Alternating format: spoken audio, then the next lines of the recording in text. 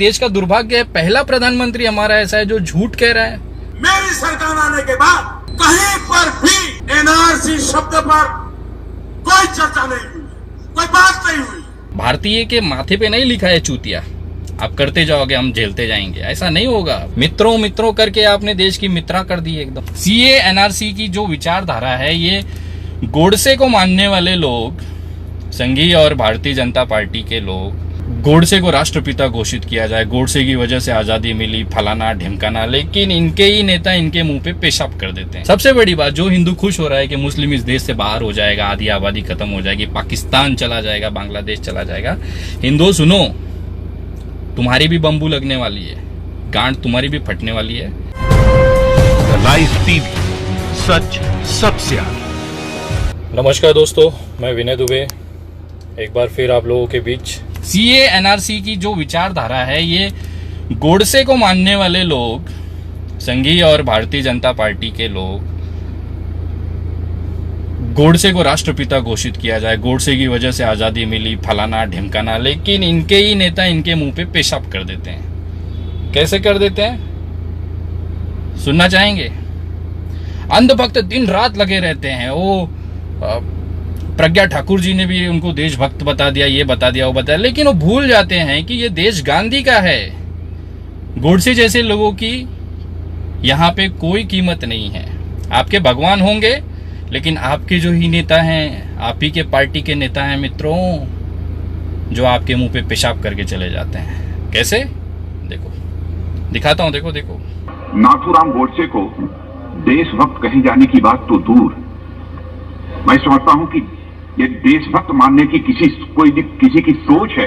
हम इस सोच को ही पूरी तरह से हमारी पार्टी कंडेम करती है। जो अंधभक्त दिन रात गोडसे जिंदाबाद, गोडसे ये, गोडसे वो, मूद के चले गए मुंह पे डायरेक्ट।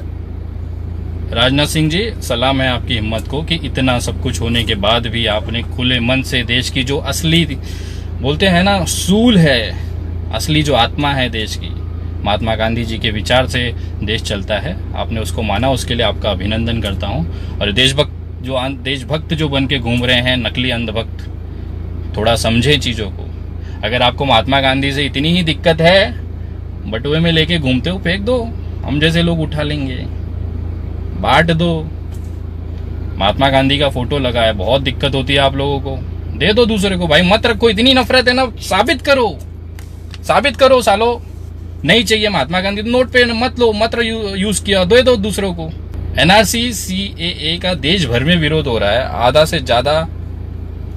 से ज्यादा आबादी देश की रास्ते पे है, विरोध कर रही है।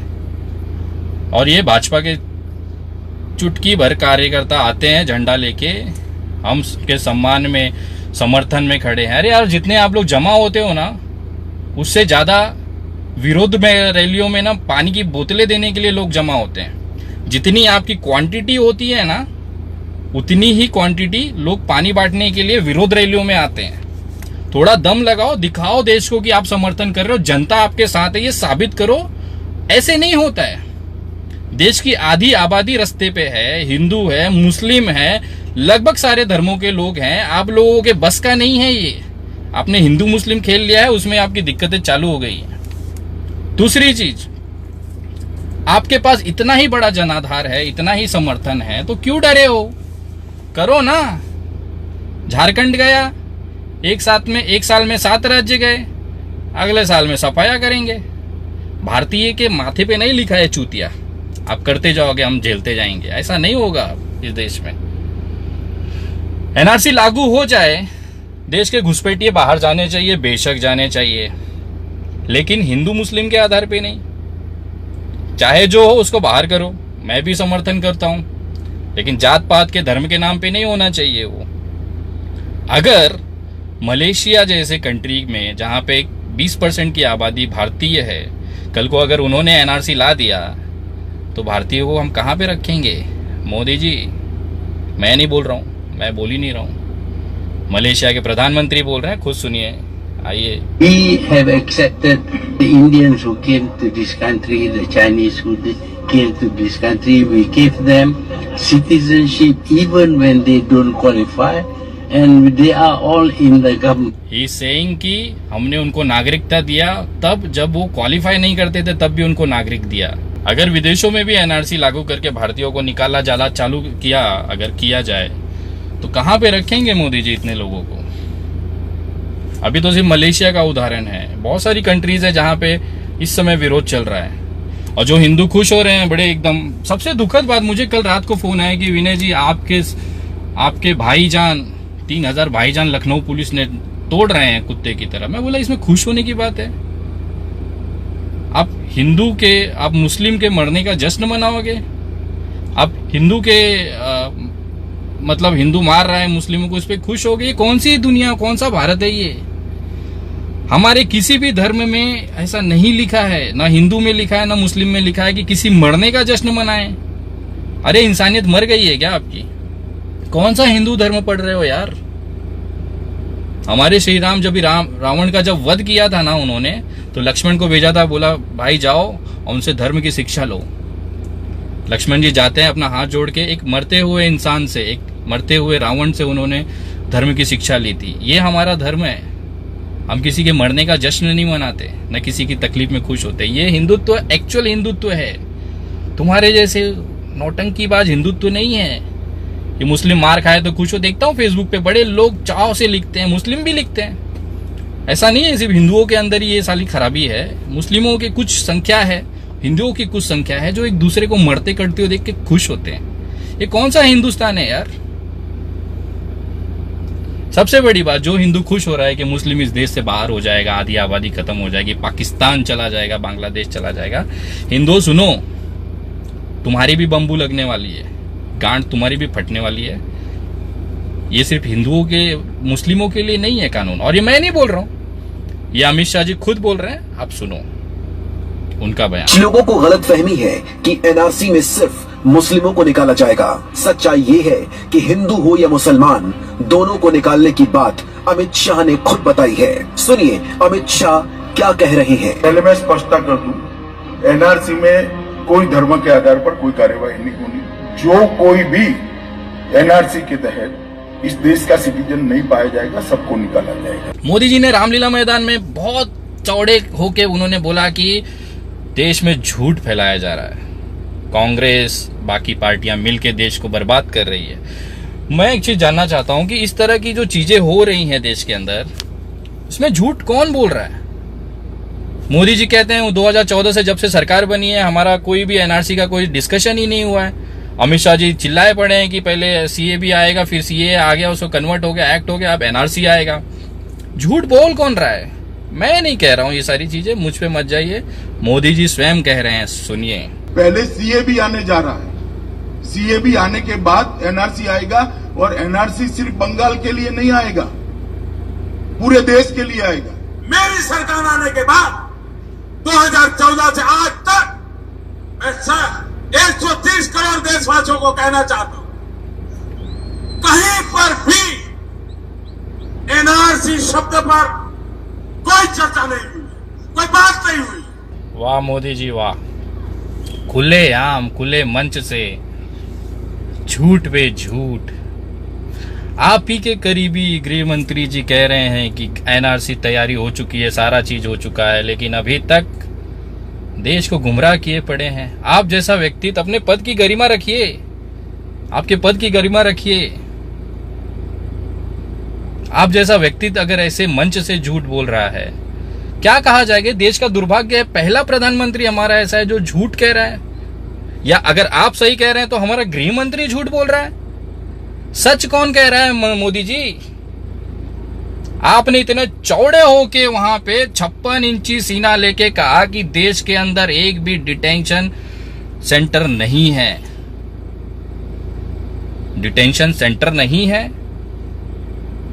बात कराऊं आपके अधिकारी से, अभी प्रूफ दूं? लीजिए प्रूफ।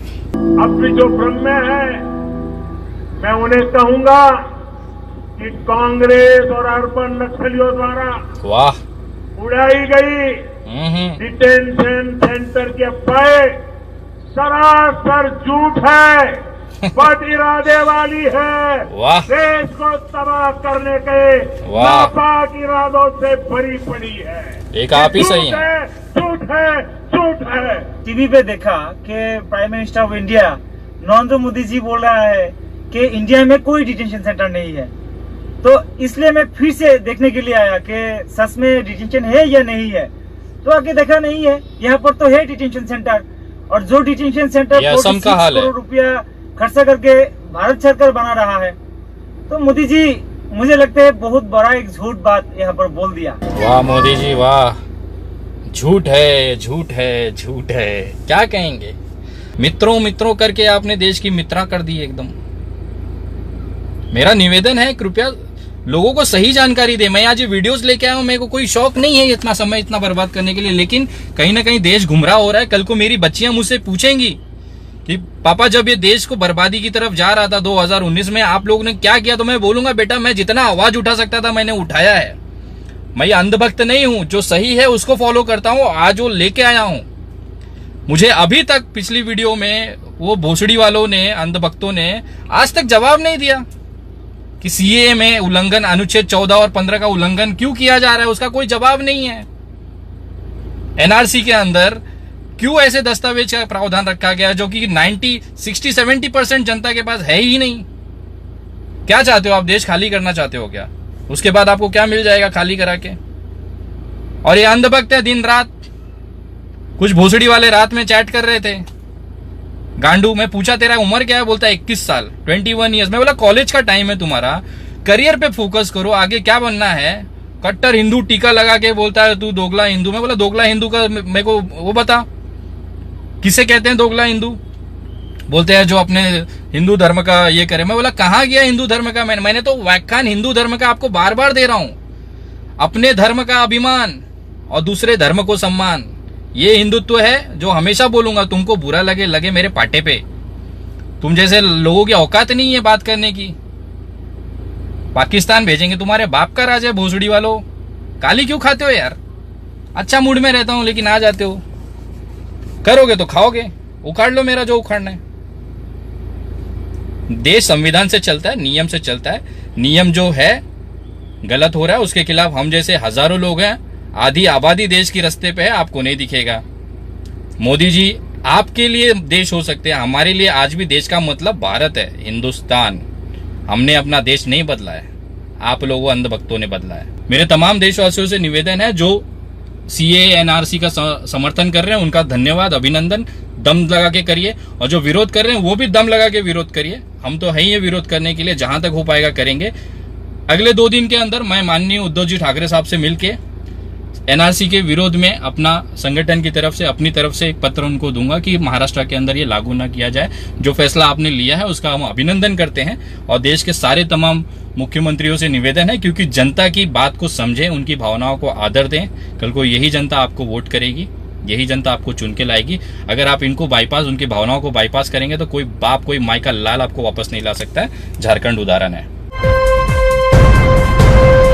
लाइव टीवी, सच सबसे आगे।